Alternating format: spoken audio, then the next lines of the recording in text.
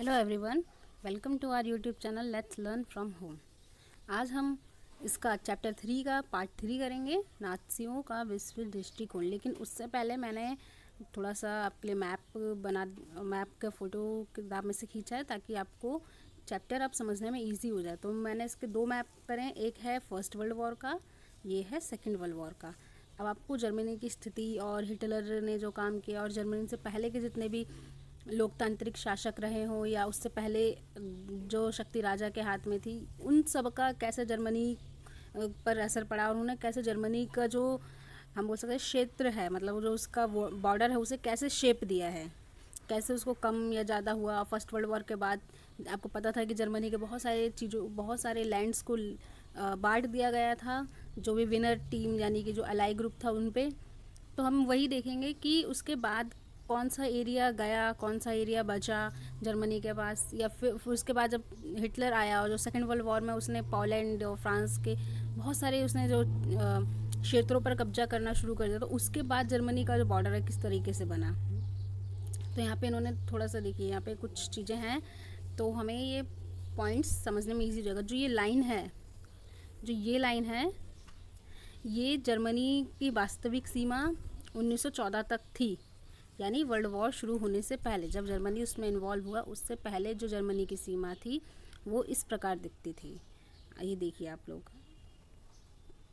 देख रहे हैं, ये वाली सीमा है, ये इधर से चल रही है, यहाँ डार्क कलर वाली ये इधर चली। ये वाला हिस्सा पोसेन वाला हिस्सा है, जो ये फिर पूर्वी प्रशा वाला एरिया, ये सब जर्मनी की सीमा के अंदर आता है। ये वाला एरिया क्योंकि ये समुद्र है तो यहाँ पे उन्होंने मार्क नहीं किया है, यहाँ डेंजिंग समुद्र है। और फिर ये डेनमार्क का थोड़ा पार्ट जो कि उत्तरी स्लेस्विग समुद्र तक उसकी पूरी सीमा को बनाता है। ये यहाँ पर आपको समझ में आ रही होगी कि ये 1914 के पहले की सीमा थी उसकी। अब हम जो इसमें देखेंगे, जो इसमें ये थोड़ा सा ऑरेंज कलर है यहाँ पे, इसमें ये था कि जर्मनी उसके बाद ये चीज़ें ले ली गई थी। ये 14 तक की सीमा के बाद भी थोड़ा सा बाकी जो देश हैं, क्योंकि उसे युद्ध में क्यों आना पड़ा, उसका कारण ये था कि दूसरे देश उसकी सीमाओं पर कब्जा करने लगे थे। जैसे यहाँ पे आप देखो, पोलैंड का जो एरिया यहाँ पे दिखा है, रेड वाला डॉट्स है, ये पोलैंड का एरिया है। ठीक है, इसने जर्मनी के एरिया, पोलैंड है ये, इसने जर्मनी के एरिया पर कब्जा किया। इधर लिथुआना ने थोड़ा सा पार्ट पर कब्जा किया, डेनमार्क है यहाँ पर, और यहाँ पर फ्रांस ने लॉरेन एरिया पर, और बेल्जियम ने थोड़ा सा राइनलैंड पर। तो ये चीज़ें उसने वहाँ पर जर्मनी के क्षेत्रों पर कब्जा करना शुरू किया, जिसने जर्मनी को 1914 फर्स्ट वर्ल्ड वॉर में इन्वॉल्व होने के लिए मजबूर कर दिया। इसी प्रकार जो लाइट एरिया है, ठीक है, जो लॉरेंड और राइनलैंड के बीच में है, यहाँ पर पूर्वी प्रशा और डेंजिंग समुद्र के जो बीच में है एरिया, यहाँ ये लीग ऑफ नेशन, मतलब मैंने आपको जैसे बताया था वीडियो में, पुरानी वीडियो में पार्ट 2 में, कि लीग ऑफ नेशन बना था फर्स्ट वर्ल्ड वॉर ख़त्म होने के बाद, ताकि कोई और वॉर शुरू ना हो जाए उसे रोकने के लिए।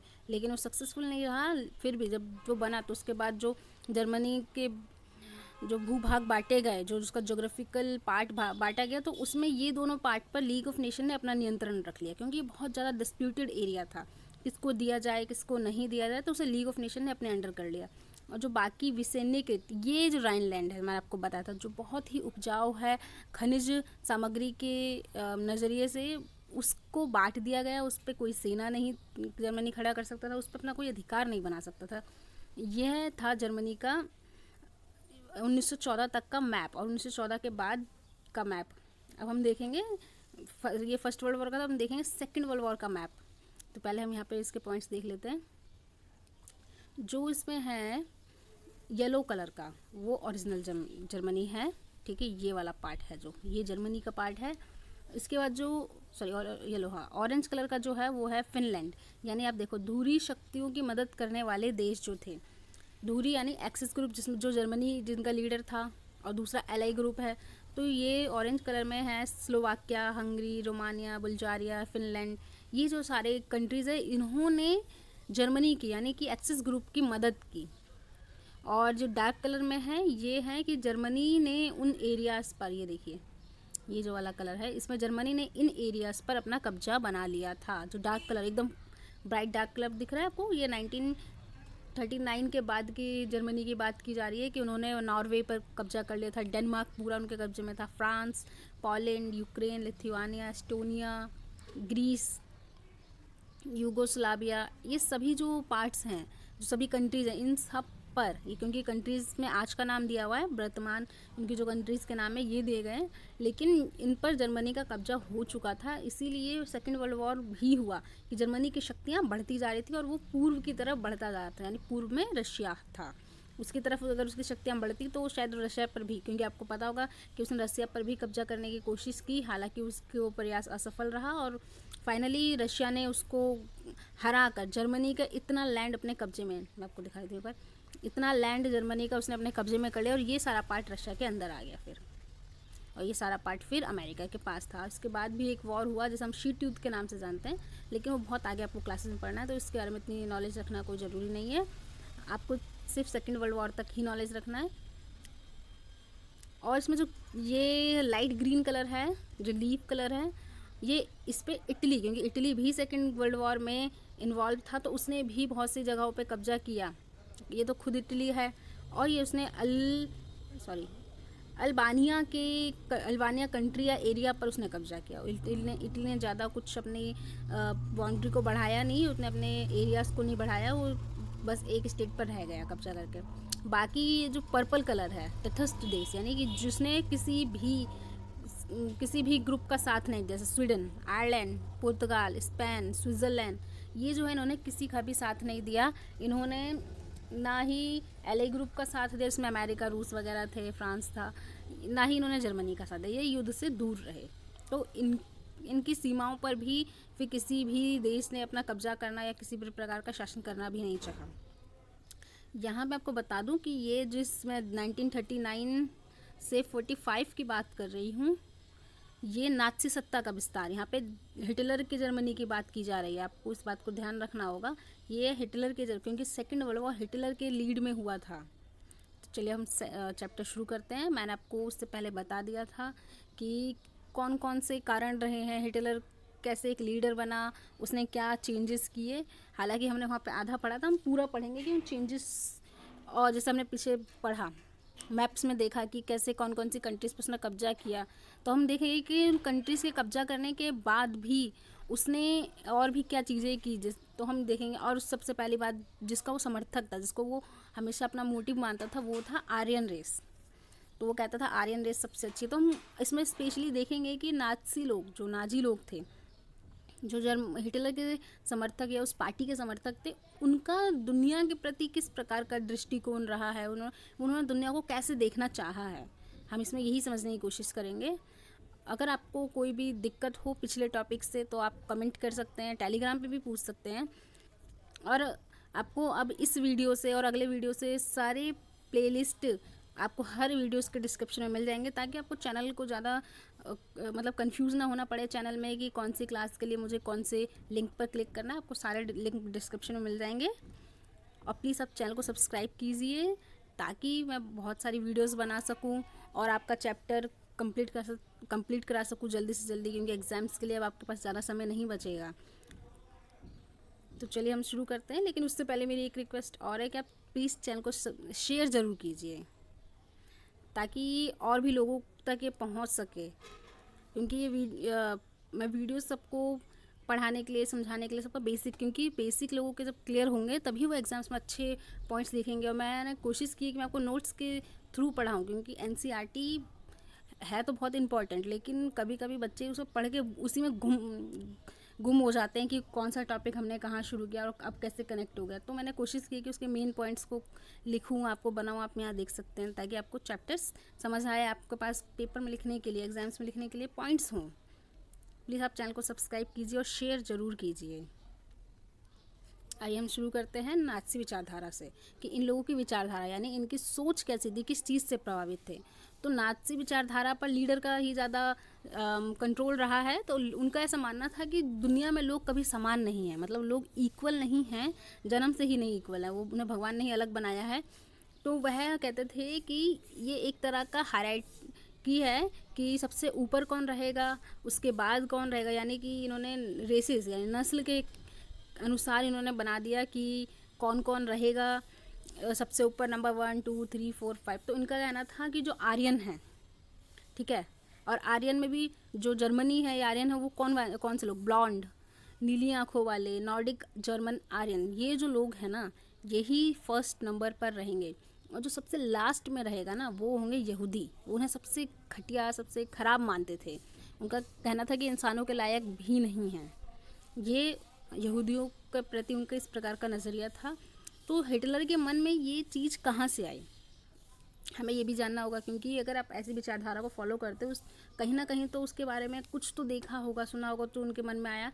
तो हाँ, ये हिटलर के मन में जो साइंस के दो बड़े थ्योरिस्ट हैं, चार्ल्स डार्विन और हर्बर्ट स्पेंसर, इनके विचारधारा, इनकी थ्योरीज को उसने अपना बेस बनाया। और उसने अपने बातों को प्रूफ देने के लिए एक साइंटिफिक फार्मूले के रूप में इन थ्योरीज को अपनाया, ताकि लोगों को इस बात का विश्वास हो जाए कि जो हिटलर बोल रहा है उसके पीछे साइंस है। और साइंस पर लोग जल्दी सवाल नहीं उठाते हैं, क्योंकि वो बहुत प्रैक्टिकल होता है।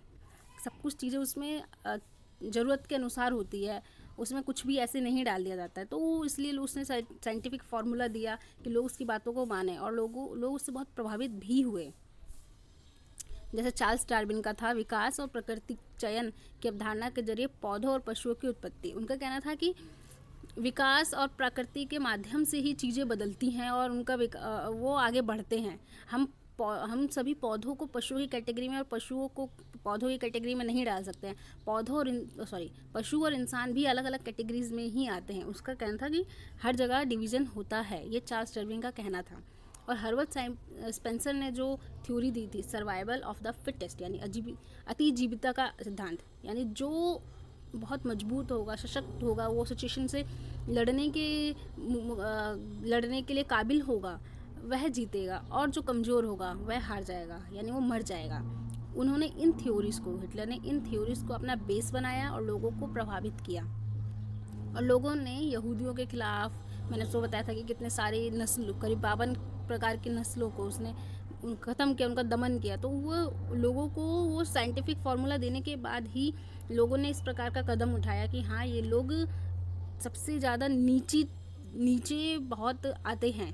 जैसे आपको मालूम होगा कि इंडिया में 4 प्रकार के, हम बोल सकते हैं, ब्राह्मण, क्षत्रिय, वैश्य और शूद्र, ये 4 प्रकार के जाति हैं, जिसमें शूद्रों को सबसे नीचा माना जाता है। उनके साथ मानवीय व्यवहार नहीं किया जाता, जो कि गलत है, ऐसा नहीं करना चाहिए। इसी प्रकार का कुछ उनकी मानसिकता जर्मनी वासियों के और हिटलर के मन में थी कि लोग एक सीरीज़ में डिवाइडेड हैं, और सीरीज़ का नंबर जो टॉपर होगा वो 1 होगा, और जो लीस्ट होगा, सबसे नीचे होगा, वो सबसे नीचे सीरीज़ में होगा, और वो सबसे ख़राब या घटिया किस्म का होगा। तो ये लोगों के मन में आ गया। तो फिर लोगों ने आर्यन रेस को सबसे बेहतर माना, और आर्यन रेस का उन्होंने फार्मूला, यानी उनका जो थ्योरी या बोल सकते डेफिनेशन क्या थी, कि ये सबसे बेहतरीन नस्ल है, शुद्ध है, मजबूत है, और दुनिया पर वर्चस्व बनाएगी, दुनिया पर अपना कब्जा या दुनिया पर ये हावी होगी। इस प्रकार की नस्ल है, इसे कोई हरा नहीं सकता। तो इन थ्योरीज को मन में भरते हुए जो हिटलर ने अगला काम किया कि उसने लेप्सनरम एक ये जर्मन शब्द है, और इसका हिंदी मीनिंग है रहने वाला स्थान। उसने एक ऐसी जगह बनाई जिसमें उसने कहा कि यह पूरी दुनिया का या जर्मनी का, पूरे जर्मन लोगों का या जर्मनी का केंद्र होगा, और यहाँ से सब जगह शासन किया जाएगा। और ये लोगों के लिए एक प्रकार का पवित्र स्थान जैसा कुछ उसने लोगों को समझाने की कोशिश की कि वो उस प्रकार का ही कोई एक स्थान होगा जर्मन वासियों के लिए, और इससे ही यहीं से पूरी दुनिया पर वर्चस्व बनाने की तैयारी शुरू होगी। तो उसने जर्मनी क्षेत्र, जैसे आपको मैंने बताया था नाची क्षेत्र, आपने देखा कहाँ तक उसने अपनी सीमा को बढ़ाया था। उसी प्रकार उसने पूर्व की ओर, जब हम भूगोल की बात करते हैं तो ये हमारी पृथ्वी है, ये उत्तर आता है, ये दक्षिण है, इधर पश्चिम है, इधर पूर्व। तो जर्मनी बीच में आप मान लीजिए। तो वो पूर्व की ओर अपनी सीमाएं बढ़ाना चाहता था। इधर पोलैंड भी था, रूस भी था, और अन्य देश भी थे, क्योंकि रूस बहुत बड़ा एरिया है। तो रूस तक हम सीमाओं को एंड मानते हैं, फिर जापान वगैरह आता है, और फिर अर्थ ऐसे गोल घूमने लगता है। तो वो पूर्व की ओर अपनी सीमाओं को बढ़ाना चाहता था। वो चाहता था कि जितना ज़्यादा स्पेस जर्मनी वासियों को मिलेगा उतना ज़्यादा अच्छा रहेगा, फिर उनके लिए रोज़गार अच्छे होंगे, उनका जीवन, उनका लाइफस्टाइल बहुत अच्छा हो जाएगा, ये उसका ऐसा मानना था। तो उस तो उसने इसकी जो प्रयोगशाला, लेबोरेटरी जो उसने अपनी बनाई, वो पोलैंड बनाया। उसने पोलैंड के साथ क्या किया, पोलैंड के साथ उसने वहाँ के लोगों को भगा दिया उन्हीं की ज़मीन से, और वहीं पर कब्जा करके रहने लगा। जैसे आपने यहाँ पर ये देखिए मैप में पोलैंड देख रहे हैं ना, पूरा ग्रीन है, यानी ये नाजी जर्मनी यानी हिटलर के जर्मनी का कब्जा वाला एरिया बन चुका था पूरा का पूरा। इसके अलावा उसका जो एक और कहना था कि वो चाहता था कि नस्लीय राज्य की स्थापना हो, मतलब कि सिर्फ आर्यन लोगों के लिए, या फिर आर्यन के बाद जो सेकंड नंबर पे या जो थर्ड नंबर पे आता है, यानी टॉप 4 टॉप 5 के अंदर जो लोग आते हैं, सिर्फ वही लोग जीवन जीने के लायक हैं, वही रहने के लायक है इस पृथ्वी पर, इस दुनिया में उन्हीं का ही वर्चस्व होना चाहिए, बाकी लोगों के लिए कोई जगह नहीं। तो उन्होंने इसी प्रकार का उसने एक देश बनाने की सोची, जैसे कि उसने शुद्ध जर्मन आर्यों के लिए राज्यों की स्थापना का लक्ष्य किया। और पोलैंड जो है वो उसी का फर्स्ट स्टेप था कि पोलैंड को कब्जा करके जर्मनियों के लिए हम एक और स्थान दे दें, जर्मनी का क्षेत्र और बड़ा हो जाए। और उसका कहना था कि जो अवांछित नस्ल है ना, वह उस समाज में बिल्कुल भी नहीं रहेगी। तो मैंने आपको थोड़ा सा इजी बनाने के लिए यहाँ पे डिवीज़न कर दिया है वांछित नस्ल और अवांछित नस्लों के बीच में, तो आपको ताकि इजी हो जाए समझना कि कौन सी नस्लों को उसने अच्छा, बेहतर और वांछित यानी कि बेहतर नस्लें हैं ये, और कौन सी जो बेहतर नहीं है, ख़राब हैं, घटिया किस्म की नस्लें, जैसे वो कहता था, जैसा वो कहता था, ये कौन सी नस्लें उसमें आती है। तो वांछित में है जो तरक्की करे, वंश बढ़ाए, बहुत ज़्यादा ग्रो करे किसी भी चीज़ को, चाहे वो अपने देश को हो, किसी इंडस्ट्री को हो, या किसी भी चीज़ को हो, वो अच्छी नस्लें होती है। और अवांछित में वो यहूदी, जिप्सी, पोलैंड वासी, अपंग जर्मन वासी और अश्वेत।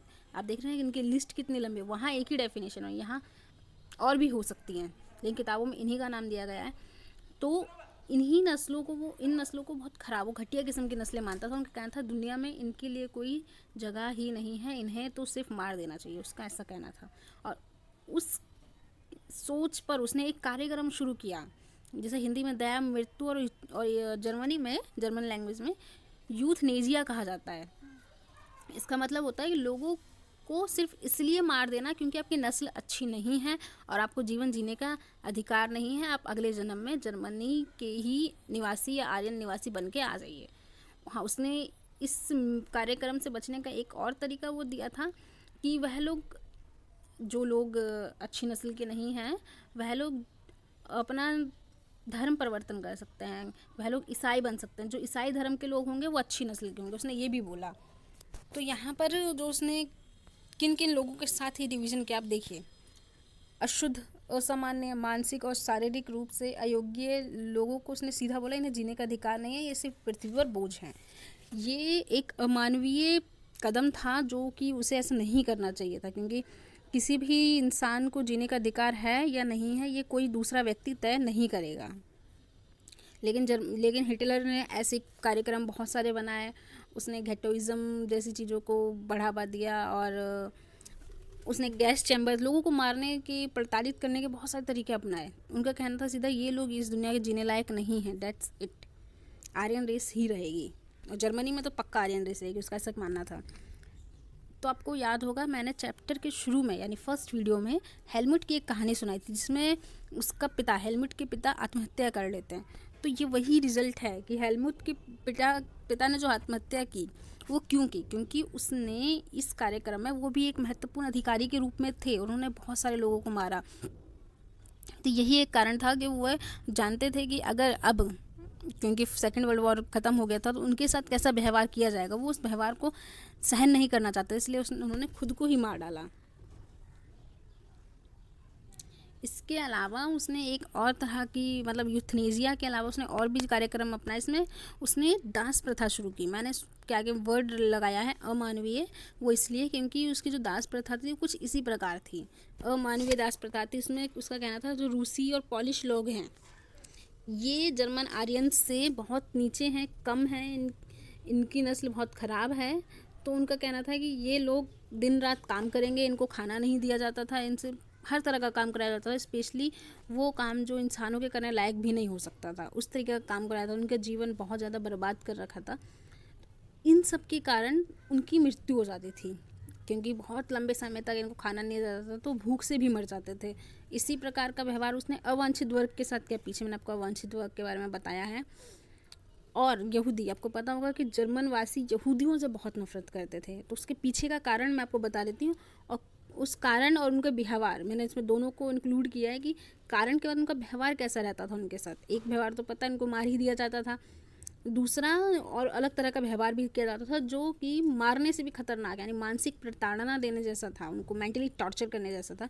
पहले हम कारण देख लेते हैं कि उनका कारण था कि ईसाइयों को जो उनका भगवान है, जो ईसा मसीह हैं ईसाइयों के, उन्होंने उसकी हत्या कर दी। यहूदियों ने ईसाइयों के भगवान ईसा मसीह की हत्या कर दी, जिसके कारण वह बहुत ज़्यादा नफरत करते थे यहूदियों से। ईसाई की हत्या करने सॉरी ईसा मसीह की हत्या करने के कारण वह उनसे बहुत ज़्यादा नफरत करते थे। और कारण यह थे कि वह ज़मीन के मालिक, मतलब यहूदियों का जो व्यवसाय होता था वो ये था कि वो लोग ज़मीन के मालिक होते थे। उनका व्यवसाय ही यही होता था कि वह ज़मीन पर खेती करवाएंगे या उधार देंगे लोगों को। उधार पर जो ब्याज उन्हें मिलता था वो मतलब इसे सूद कहते थे, तो वो उनसे प्राप्त करके अपना जीवन चलाते थे। उससे प्राप्त करके उनका कोई और व्यवसाय होता नहीं था। तो ये लोग जो जर्मन वासी लोग थे वो इन्हें सूदखोर कह के उन्हें नीच दिखाने की कोशिश करते थे। उन्हें मतलब मेंटल टॉर्चर करते थे नए नए शब्दों से, उनके व्यवसाय को खराब कहकर, ये सब चीज़ें होती थी। अब इसका प्रभाव क्या रहा है, हमने जैसे मैंने आपको बताया था कारण तो हमने देख लिया। अब उसका व्यवहार या उनका प्रभाव क्या रहा है उन कारणों का, कि आर्यों के साथ शादी करना बिल्कुल भी उन्हें परमिट नहीं था। वह बिल्कुल भी मतलब उन्हें साथ भी नहीं रह सकते थे वो लोग। शादी करना तो बहुत बड़ी बात हो जाती है, और अगर बाई चांस किसी ने कर लिया तो उन्हें कानूनी रूप से जो भी अपराध की श्रेणी में रखकर जो भी उनको दंड दिया जाता था वो दिए जाते थे। दूसरा था कि उन्हें राष्ट्रीय प्रतीक और राष्ट्रीय ध्वज को छूने की और राष्ट्रीय ध्वज मतलब राष्ट्रीय प्रतीक को छूने की और राष्ट्रीय ध्वज को फहराने की अनुमति नहीं थी। उन्हें राष्ट्रगान जैसे चीज़ों को गाने की अनुमति नहीं थी। और उनके व्यवसायों का बहिष्कार किया जाता था। उन्हें सरकारी सेवाएं नहीं दी जाती थी, सरकारी नौकरियां नहीं दी जाती थी, ताकि उनका जीवन बहुत निर्मम रहे और वो खुद ही मर जाएं।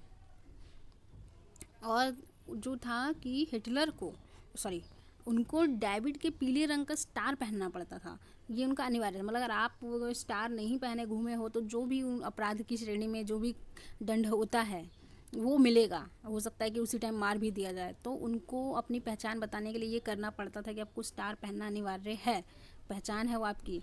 दूसरा कि कहीं भी जाओगे अपने सभी दस्तावेज, कौन हो, यहूदी हो कि नहीं हो वगैरह, ये सब चीज़ें जो भी होती है, पासपोर्ट है या जो भी हो आपकी डॉक्यूमेंटेशंस होती है वो सब अपने घरों के बाहर भी चिपकाना है कि आपका घर मतलब आप किसका घर है ये पता होना चाहिए।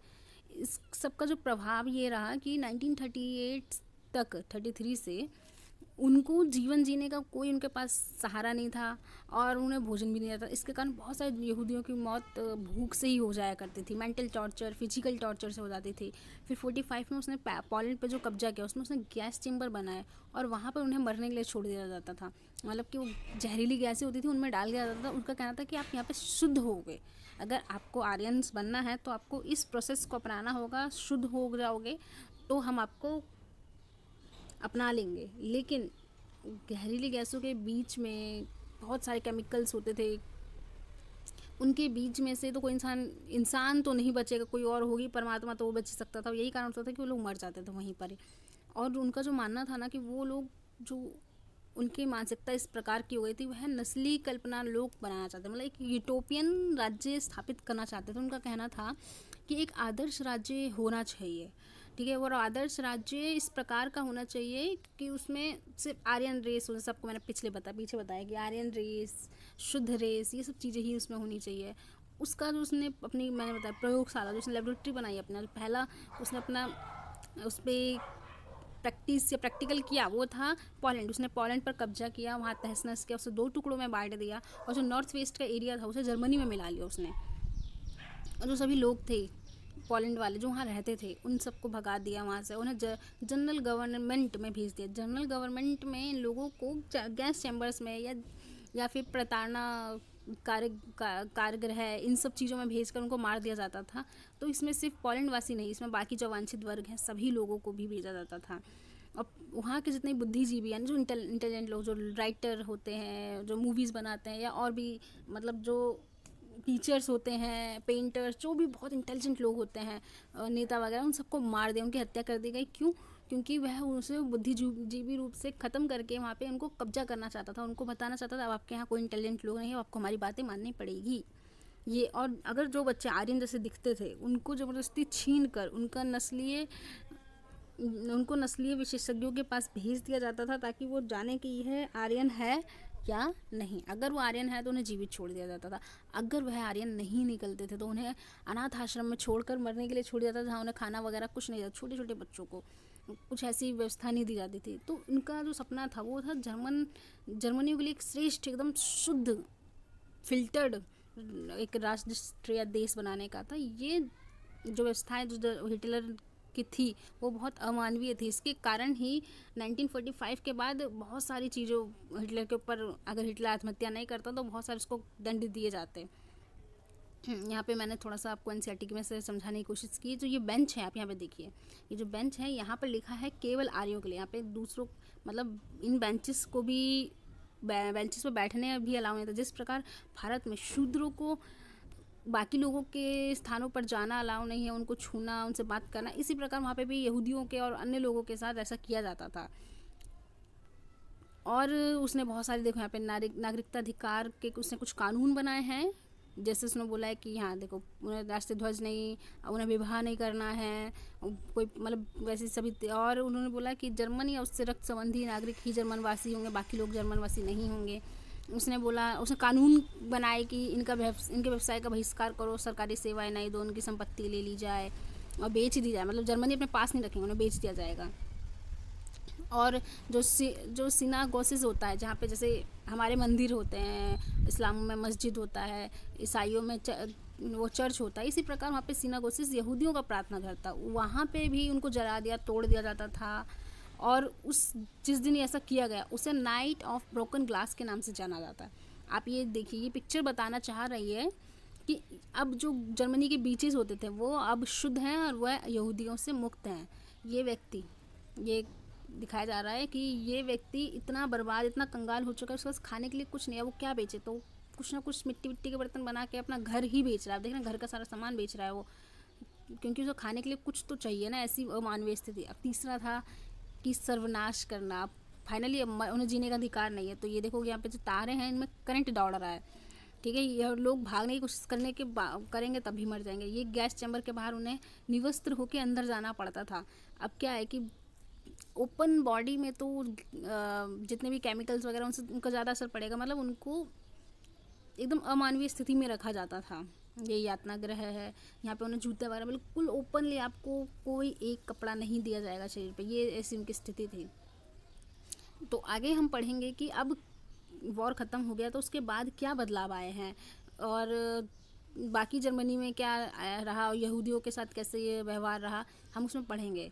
उससे पहले मेरी आपसे रिक्वेस्ट है कि आप प्लीज़ उसे ज़रूर सब्सक्राइब कीजिए, इस चैनल को ज़रूर सब्सक्राइब कीजिए। और सभी चैनल के और सभी क्लासेस के प्लेलिस्ट आपको लिंक मिल जाएंगे डिस्क्रिप्शन में। और आपको कोई भी प्रॉब्लम हो, इशू हो, आप टेलीग्राम पे बोलिए, कमेंट में बोलिए। अगर आपको किसी भी टॉपिक को दोबारा समझना है तो आप उसके बारे में बोल सकते हैं। Thank you.